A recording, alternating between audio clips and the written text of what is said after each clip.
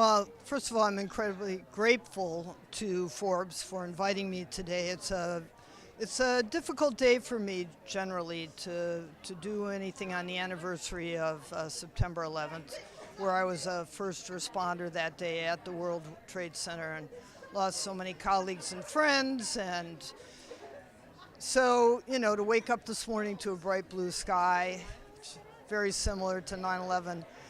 But it's great to be able to talk to what I think of as a new audience of women, to tell them about not only the story of 9/11 and the fact that there were women first responders and volunteers and all different kinds of women down there doing exactly the same thing that the men were doing, but also to talk to them more about how we have pretty much ignored the survivor community. By we, I mean our country. The survivor community of 9/11 that includes many women beyond the first responder community. So the first responder community, overwhelmingly male, but the women who went back to work in the area, who went back to their homes in that toxic dust, the women who were never told that they might be suffering health effects from being exposed to all that,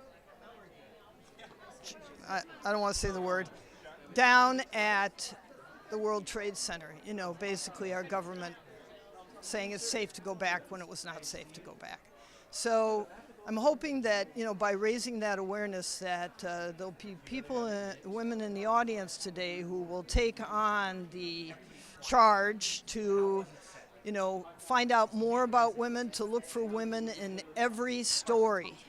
And if they're invisible, if women are not there, to raise up their profile and to find out more information and to get that information out to their various, professions and networks.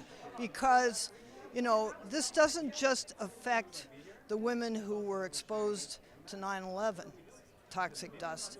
It affects all people who, need to recognize that women's health has been a concern that has not been addressed as fully as it